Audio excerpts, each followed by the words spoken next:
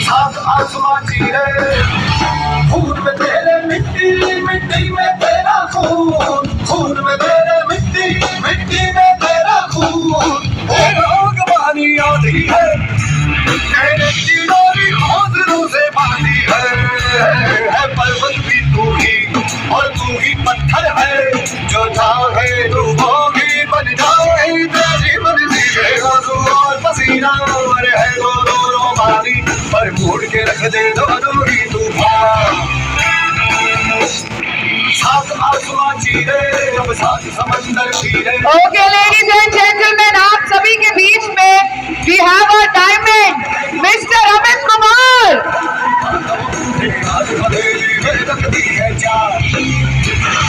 खून में तेरे मिट्टी, मिट्टी में तेरा खून, खून में तेरे मिट्टी, मिट्टी में तेरा खून। क्या बात है, एक बार जोरदार तालियां बजा दीजिए सभी।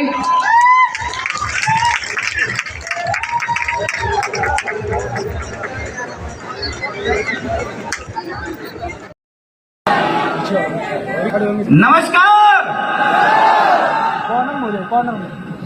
जो लोग नहीं बोल रहे उनको भी नमस्कार। मेरे दोस्तों, पिछले 4 सालों से मैं एसलीपीएस कंपनी को दिल, दिमाग और पूरी आत्मा के साथ कर रहा हूं। आज जो ये प्रमोशन मुझे मिला, जो सम्मान मिला, शायद इसका मैं कभी हकदार था ही नहीं, क्योंकि इसके लिए मेरे पास कोई क्वालिटी नहीं है मेरे अंदर। इस बिजनेस में आने से पहले, जैसे आप सभी लोग किसी के भाई हो, किसी के बेटे हैं, और जितने शादीशुदा हैं किसी के पति हैं, वैसे मैं भी ऐसे ही एक गरीब परिवार से। नेटवर्क मार्केटिंग में मैं 2000 जब मैं 16 साल का केवल था तभी मैं आ गया था। उस टाइम पढ़ने में बहुत कमजोर था। मेरे घर वालों ने मुझे पढ़ाने के लिए इलाहाबाद भी भेजा था, लेकिन मैं पढ़ने में कमजोर होने के नाते हाई स्कूल में ही मैं फेल हो गया। और जब फेल हो गया, और मैं समझता हूं यहां पर तो सारे पहली साल वाले होंगे, हम तो फेलियर लोग थे। और जब हम पास नहीं हो पाते हैं, चाहे वो डिग्री हो या जिंदगी के जीवन में, तो बहुत ही सुनने को मिलता है। हमने अपने पूरे जीवन में, जब 16 साल की उम्र में नेटवर्क मार्केटिंग में पहली बार हम आए, जिस व्यक्ति ने मुझे पहली बार नेटवर्क मार्केटिंग में के बारे में मुझे बताया, वो आज हमारे बीच में तो नहीं है, लेकिन मैं उनका धन्यवाद जरूर दूंगा, क्योंकि अगर वो ना होते, उन्होंने नेटवर्क मार्केटिंग करने के लिए मुझे प्रेरित ना किए होते, तो शायद मैं नेटवर्क मार्केटिंग इंडस्ट्री को जान भी न पाता। क्योंकि जब उन्होंने मुझे नेटवर्क मार्केटिंग के बारे में बताया था, मेरी उम्र 16 साल थी।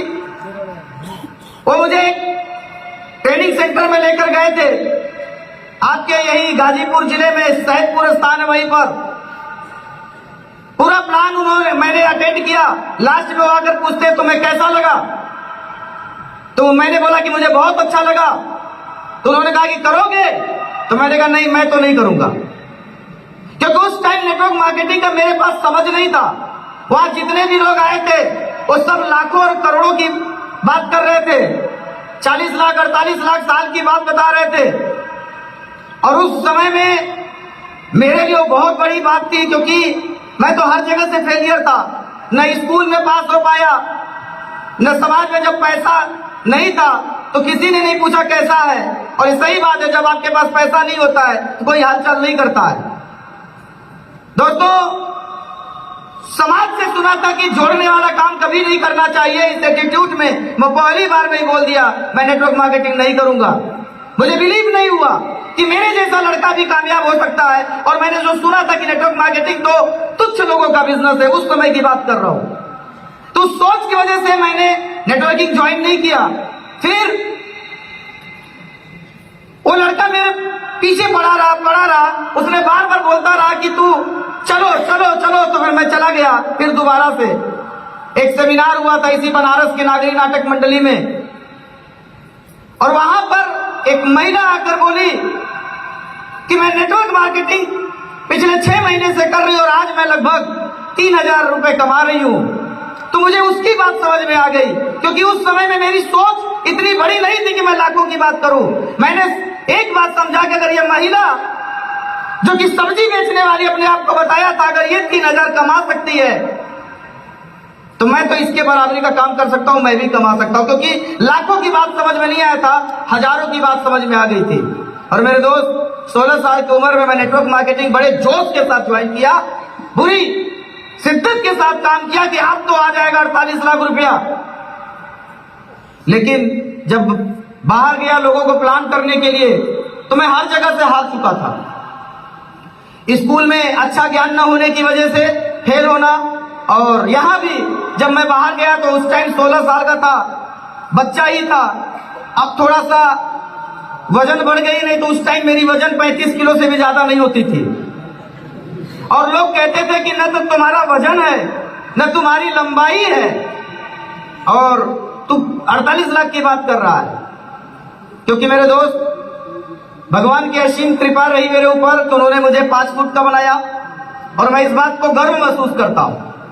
लेकिन इस बात के लिए समाज में उस टाइम सुन रहा था कि तेरी लंबाई नहीं है, तेरी हाइट नहीं है, तेरी वजन नहीं है, तू पढ़ा लिखा नहीं है, तू कमाया भी नहीं है।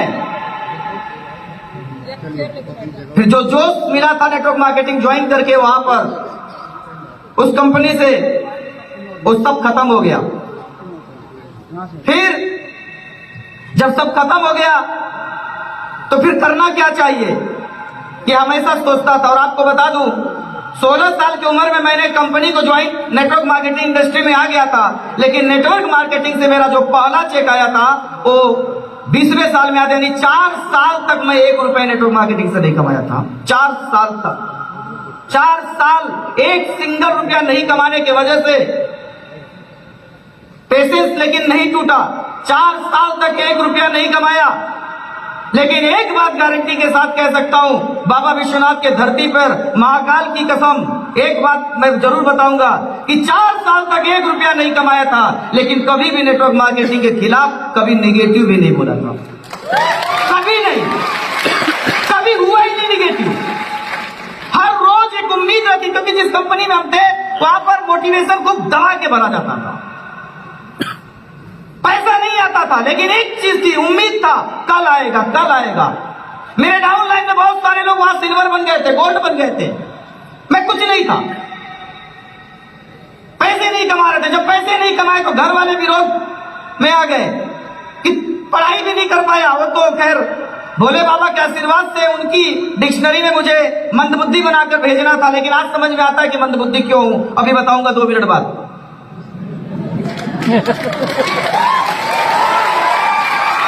दोस्तों,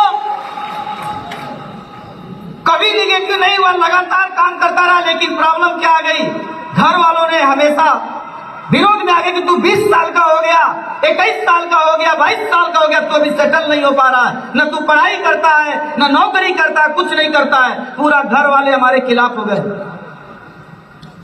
6 साल नेटवर्क मार्केटिंग करने के बाद उस कंपनी में सिल्वर में बना था। 6 साल में कुल 17,000 रुपए कमाया था। 6 साल में। लोग कहते हैं कि मेरे पास पैसा नहीं है। बहुत सारे लोग आज यहां पर इसलिए नहीं आए होंगे क्योंकि उनके पास पैसा नहीं रहा होगा। लेकिन मेरे दोस्त, 6 साल में 17,000 उस जमाने में कमाया था। और अगर कोई पुराना यहां हो, और है भी, मैं जानता हूं, उनका भी नाम लूंगा भी, जो उस जमाने में मेरे साथ थे। पूछ लीजिएगा, 6 साल में 17,000 कमाया था, लेकिन कभी भी मैंने कोई शो नहीं छोड़ा था। दिल्ली में प्रोग्राम होता था, वहां जाते थे, बनारस में होता था, यहां आते थे। पैसा नहीं था, विदाउट टिकट जाते थे। नहीं था पैसा। मुझे अच्छे से याद है, राजाजीपुरम में मैं लखनऊ में रहता था। वहां पर एक मोटा सा लंबा चौड़ा सा आदमी मैंने दो ही तो लंबे लोगों को देखा है, एक अपने कंपनी में हमारे गुरुओं को और एक उसको। लेकिन वो जो था शैतान की तरह था, मुझ रखा था। सक्सेस डे 2008 में वहां पर एक प्रोग्राम हुआ था, इवाल करके कोई प्रोग्राम था, रॉयल सैल्यूट करके। मेरे दोस्त केवल 500 रुपए का टिकट था, हमारे पास नहीं हुआ करता था, नहीं था ही नहीं। लेकिन एक चीज था जो मैंने बोला कि कभी निगेटिव नहीं हुए। पैसा नहीं था, ये कभी नहीं बोला कि मैं उस शो में नहीं जाऊंगा, ये हमेशा बोला सोचते थे कैसे हो जाएगा, कहां से हो जाएगा। और उस शैतान मोटे जैसे आदमी से मैं 5 फीट का लड़का हिम्मत करके उससे 500 रुपया ब्याज पर मैंने पैसा लिया। उसने बोला कि ब्याज पे दे रहा हूं और वापस आना तो 700 रुपए देना। 500 का 700 रुपए उसको वापस करना था। और वो पैसा लेके विदाउट टिकट लखनऊ से दिल्ली, लखनऊ मेल जाती है ट्रेन, उसमें जनरल बोगी में बैठ के हम दिल्ली चले गए। लेकिन एक चीज जरूर यहाँ पे कहूंगा दोस्त, अपलाइन से पैसा नहीं मांगा था, बिजनेस मेरा था। और मैं बताऊं, वो ब्याज का पैसा जो उस टाइम मुझे दिया, वो मोटा सा आदमी मुझे दे नहीं रहा था। इसी हाल में हमारे बड़े भैया बैठे हैं, इन्होंने गारंटी लिया था। मैं चाहूंगा बड़े भैया के लिए बस जोरदार ताली होनी चाहिए। भैया प्लीज थोड़ा सा खड़े हो जाइएगा। पूरा खानदान मेरे खिलाफ था, लेकिन ये हमारे साथ थे। पूरा खानदान खिलाफ था, ये हमारे साथ थे। और बड़ा आसानी से मैंने कह दिया कि इन्होंने ब्याज पे दिला दिया। आसानी इसमें था कि उसने पैसा दे दिया, इन्होंने दिला दिया। लेकिन कठिन ये था कि हम उस जमाने में आने के बाद 500 रुपया वापस नहीं कर पा रहे थे। और चूंकि ये बिचौलिया थे, बड़े भैया गारंटी लिए थे, वो बंदा आकर रोज वो वसूली का काम करता था। भैया भी उस टाइम बेरोजगार हुआ करते थे। ऐसे करके बिजनेस चल रहा था। बड़े भैया यहाँ बैठे, पहली बार हमारे स्लीपलेस के प्रोग्राम में, आज के पहले हमारे परिवार से आज तक कोई स्लीपलेस के प्रोग्राम में आया नहीं। पहली बार मुझे इसलिए खुशी हो रही कि भैया यहाँ पर आए हैं। पूछ लो आप लोग, जो लोग सोचते झूठ बोल रहा था। इसी बिजनेस को ज्वाइन किया मां कर 5 साल हो गया, मेरी मम्मी ने मेरे से बात नहीं किया था। 5 साल पिताजी खिलाफ। बड़ी मम्मी कहती थी लखेरा है, और पैसा एकदम नहीं हुआ करता था। फिर पैसा ना होने के अभाव में लखनऊ में होता था। भैया से पूछ लो, आप यही हैं। मैं अपने परिवार का सबसे बेकार लड़का उनके नजर में हो गया था, और उसी घर में खाना बनता था। मैं इतना लखेरा था, उन लोगों ने ऐसा पनिशमेंट दिया कि इसका खाना बंद कर दो। मेरे घर में सबका खाना बनता था, सब लोग अपने हिसाब से रोटियां खाते थे। किसी को 2 रोटी खाने का मन था तो 2 खाया, किसी को 4 था, किसी को 6 रोटी। वो अपने पेट के हिसाब से रोटी खाते थे। लेकिन मेरे घर वालों ने मुझे बोला कि तेरे लिए केवल 1 रोटी बना है, तुझे 1 ही खाना है। इस स्थिति से मैंने गुजरा था। और मैं बता दूं दोस्त, पूरे 12 साल उस कंपनी को करने के बाद भी कभी निगेटिव नहीं हुआ, फिर भी निगेटिव नहीं हुआ। इसी घर में हमारी भाभी भी यहाँ बैठी, हालांकि छोटी वाली है। बड़ी वाली भाभी जब बिजनेस कर रहा था, फेलियर था, तो रात में जब जाते थे तो ये लोग दरवाजा भी नहीं खोलते थे। 2 बजे रात में पहुंचा, गेट नहीं खोलते थे।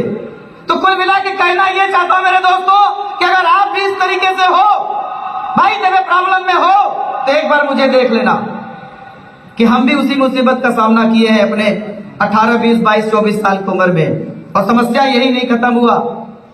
लास्ट में पापा बोले कि तुम नौकरी कर लो, नौकरी कर लो। मैं कहता था 5 साल मुझे दे दो, 5 साल मुझे दे दो, सिर्फ 5 साल और झेल लो मुझे। 5 साल का समय मांगता था उनसे। दोस्तों 5 साल का समय मांगा, लेकिन समस्या ये आ गई कि लोग आज के तारीख में कोई तकलीफ आता है तो नेटवर्क मार्केटिंग छोड़ देते हैं। यहीं पर सुल्तानपुर से संजय जी बैठे होंगे, बात 2012 की है। मैं उस कंपनी में काम करता था, कंपनी के पॉलिसी के हिसाब से काम करता था। कंपनी वहां कोट पैंट बेचा करती थी। हम लोगों को बताते थे कि 10,000, 8,000, 8200 रुपए का कोट पैंट है, 2 कोट पैंट आएगा, 50 8500 रुपए का साड़ी है, इस पॉलिसी के अकॉर्डिंग हमने काम किया, शायद उस कंपनी वाले सारे ऐसे ही किए होंगे। लेकिन संजय सर से पूछिएगा, और इसी कंपनी में एक और हमारे सीनियर है जितेंद्र सर, हालांकि हमारे को लाइनों में, उनसे पूछिएगा। कंपनी के पॉलिसी के अनुसार मैं काम कर रहा था, लेकिन अचानक सुल्तानपुर में कुछ बदमाश टाइप के लोग आते हैं, मुझे बहाने से बुला लेते हैं सुल्तानपुर के लंबुआ थाने में, और मेरे खिलाफ पुलिस केस कर दिया गया। और संजय सर बुरा मत मानिएगा, सच्चाई तो है कि उस टाइम आपने भी साथ नहीं दिया था, क्योंकि आपको लगता था कि मैंने गलत किया है। हुआ यो था कि वो लोग ये आरोप लगा दिए कि 500 रुपए का कोट पैंट ये 10-10 हजार का बेच रहा है। दोस्त, मैं नहीं बेच रहा था, कंपनी की पॉलिसी गंदी थी। जब ये पुलिस का केस दिल्ली तक पहुंचा, हेड ऑफिस में जनकपुरी में, तो मैं तब रह गया। तब तक मेरी उस कंपनी में लगभग 10,000 का टीम हो चुका था 12 साल में। और जनकपुरी जब हमारी पुलिस की टीम पहुंची वहां पर, कि आपके टीम में, सोचो आप, जिस कंपनी में 10,000 की टीम, और 12 साल से मैंने एक भी दिन घर पे नहीं बैठा, ना निगेटिव हुआ। उस कंपनी के मालिकों ने बोला कि मैं इस आदमी को जानता ही नहीं। ऐसे थे वहां के डायरेक्टर, जानता ही नहीं हूं। न टीम, कुछ लोग साथ दिए, लेकिन सब हमारी तरह ही थे, गरीब। कंपनी ने साथ नहीं दिया, और आज तक किसी को बताया नहीं था। लोग डर जाते हैं थोड़ा थोड़ा में, या निगेटिव हो जाते हैं। मुझे 6 महीने के लिए जेल के अंदर डाल दिया जाता है, नेटवर्क मार्केटिंग। मैंने क्या गलती किया था? जेल के अंदर रहकर भी हमने कभी नेगेटिव नहीं हुआ। लोग डर जाते हैं ना। मैं जेल के अंदर 6 महीने रहा, लेकिन बता दूं, जेल का रोटी कभी नहीं खाया था। नेटवर्कर था, अपना बनाते थे। छोटा भाई मेरा सोनू आता था,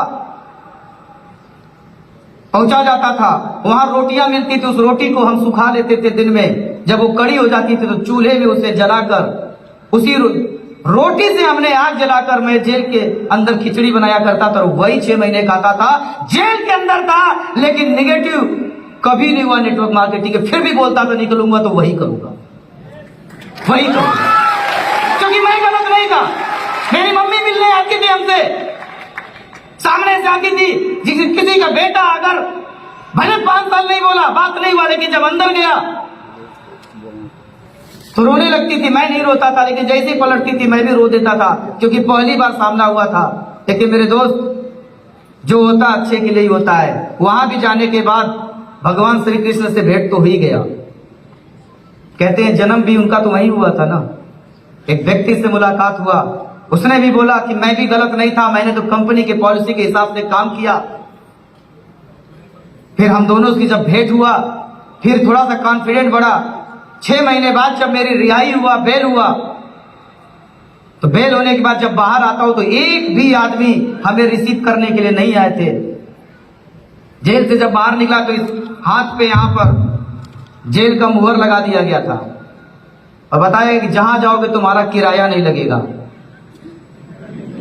उस मुहर की वजह से। और मैं बस में बैठा, लोग कहते हैं कि नेटवर्क मार्केटिंग में पैसा नहीं आ रहा, निगेटिव हो गया। मैं बस में बैठा, मैंने कहा यही तो चाहिए, किराया नहीं आता है। रोडवेज बस में बैठा, एक आदमी मेरे को रिसीव करने नहीं आता, और आएगा भी क्यों?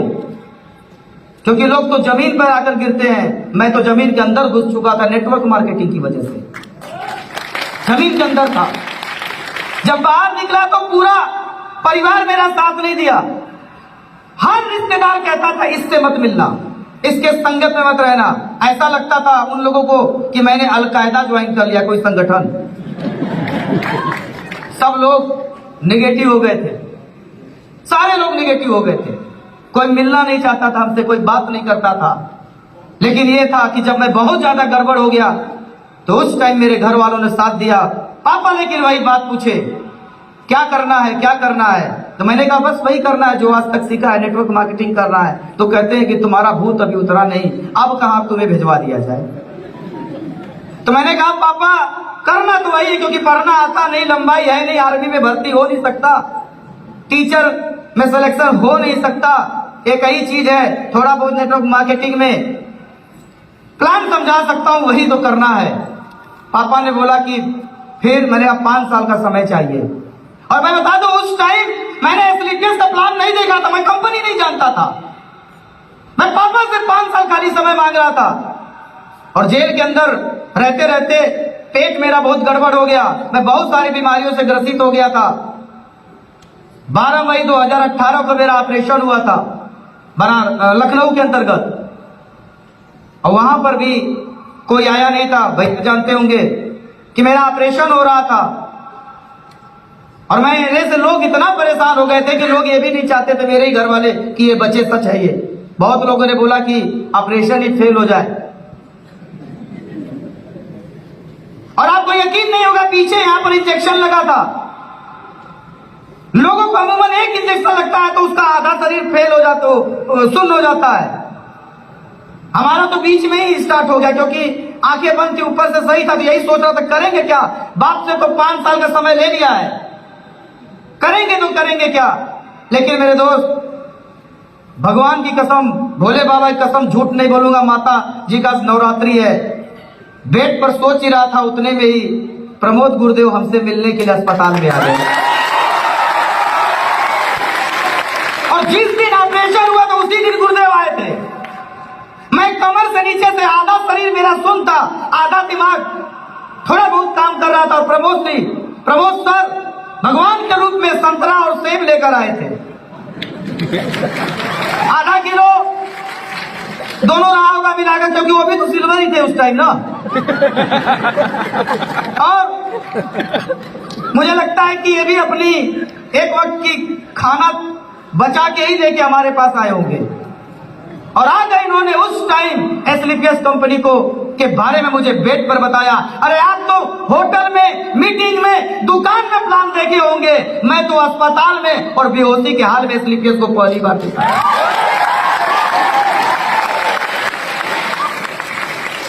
महानता इसमें नहीं कि मैंने प्लान देखा था, महानता इसमें है कि प्रमोद गुरुजी एक बीमार आदमी से मिलने आए थे, 2 घंटा पहले ऑपरेशन हुआ था, जुनून देखो, बीमार को भी प्लान ठोक दिया था। महानता इसमें है। इन्होंने मुझे एसलीपीएस के बारे में बताया कि दर्द वही था कि धोखा खाया था मालिक से। और पूछिए गुरुदेव से, सवाल यही था कि मालिक कौन है। तो उन्होंने बताया कि वो भी सिक्योर लाइफ से ही आए हुए हैं। तो मैंने कहा कि सिक्योर लाइफ वाले तो बड़े धोखेबाज होते हैं, मैं तो धोखा खा चुका हूं, मैं न करूंगा, पूछ लीजिए, ऐसे ही बोला था। तो उन्होंने बताया कि ना, जैसे आप धोखा खाए हो वैसे वो भी धोखा खाए थे। धोखा खा के उन्होंने कंपनी खोला। मैंने कंपनी का प्लान बाद में देखा, मैंने मालिक को सुना, हमारे ग्रेट मेंटोर संजीव सर को सुना, और इन्होंने बात बोला, तुम कंपनी के पॉलिसी के हिसाब से काम करो, सिद्धांत के हिसाब से काम करो, गलत कभी मत करना, बाकी मैं बैठा हूं दिल्ली में, तुम्हारा कोई बाल बांका नहीं उखाड़ सकता। ऐसे मालिक का जब आवाज सुना फिर ही गाना आया मैं, क्योंकि मैं दुनिया से नहीं लड़ सकता था, 5 फुट का हूं, कोई नहीं मारता है, गिर जाता हूं। लेकिन जब साथ मिला आपका, इनका विश्वास मिला कि आप अगर कुछ होगा तो ये खड़े रहेंगे, और इन्होंने बोला कि गलत मत करना, बाकी तुम्हारा कुछ नहीं कर सकता, इसलिए मैंने एसलीपीएस को ज्वाइन कर लिया, सिर्फ इसलिए कर लिया। और एज ए डायमंड आपसे कहना चाहता हूं अपनी पूरी टीम और जितने भी कॉल लाइन है, सर आप भी कभी गलत काम मत करना, कंपनी के पॉलिसी एथिक्स पर काम करो। इतना पावरफुल हमारे मालिक हैं कि सर आपका कोई बाल नहीं उखाड़ सकता। ये एज ए डायमंड मैं इस चीज को फील कर रहा हूं। दबा के काम करो, आप भी दबा के। और जब काम स्टार्ट हुआ, लेकिन प्रॉब्लम यह था कि मैं अस्पताल में था, मेरे पास पैसे नहीं हुआ करते थे। बेड पर लेटे लेटे पहले ही दिन मैंने, गुरुदेव ने मुझे बताया, आईडी लगी मेरी। और एक बात बताना चाहता हूं आपको कि मालिक तो मिल गए थे, लेकिन जब आईडी लगा, जहां भी मेरी आईडी लगी, मेरे एसएओ में और एसजीओ में 0 का टीम मिला मुझे, 0 का टीम। लेकिन खुशनसीब हूं कि डाउन लाइन में दोनों तरफ 0 का टीम मिला था, लेकिन ऊपर अप लाइन में मुझे 0 का टीम नहीं मिला। एक से बढ़कर एक धुरंधर और गुरुओं का साथ मिला। नीचे 0 का टीम होने से फर्क नहीं पड़ा मुझे, ऊपर मुझे मिला श्री जयदेव विद्यानंद सर का साथ, श्री राम नारायण सर का साथ, श्री अवधेश नारायण सर का साथ, श्री अमित दुबे सर का साथ, श्री शिव कुमार सर का साथ, श्री महिपाल सर का साथ। अरे नीचे 0 का टीम मिला, फर्क नहीं पड़ा। जब अपलाइन मुझे ऊपर के टीम में बहुत बड़ी टीम मिल गई। मैंने काम शुरू किया, जीरो से स्टार्ट किया, दोनों लेग में काम किया, गुरुओं ने रास्ता बताया, आज डायमंड हूं। अगर गुरु मेरे साथ खड़े रह गए, गुरु की बात को मैं मानता रह गया, गुरु तो खड़े रह गए, कहां जाएंगे? हमारे अंदर प्रॉब्लम है कि हम भाग जाते हैं। अगर मेरा दिमाग खराब नहीं हुआ तो गुरुओं की वजह से डायमंड बना हूं, गारंटी लेता हूं 18वां लेवल भी गुरुदेव की वजह से बनूंगा। 21वां, 20वां, 19वां, 25वां, 50वां, 100वां जो भी लेवल है, बस गुरु के चरणों में रहूंगा, सारे लेवल अचीव करूंगा और आपको दिलाने का काम करूंगा, इस बात की भी गारंटी है। मेरे दोस्त, जैसा नेटवर्क मार्केटिंग में होता है, ऑफलाइन लोग जोड़ देते हैं। मैं तो बनारस से दूर 300 किलोमीटर दूर लखनऊ में रहता हूं। गुरुदेव ने बोला तेरा साथ दूंगा, और ये सच भी बोलते हैं, लेकिन दूर होने की वजह से बार बार गुरुओं का साथ नहीं मिला। कई बार मेरे मेगा शो में कोई लोग नहीं पहुंचे, लेकिन गुरुओं का आशीर्वाद मिला, कभी निगेटिव नहीं हुआ, फिर भी निगेटिव नहीं हुआ। गुरु ने, जयदेव विद्यासर ने बोला कि मैं तुम्हारा पल पल में साथ दूंगा। मुझे याद है जयदेव विद्यानंद सर जब पहली बार मैं फिर ठीक हो चुका तो बीमारी से काम पर निकला, तो उन्होंने बोला कि तुम चलो, मैं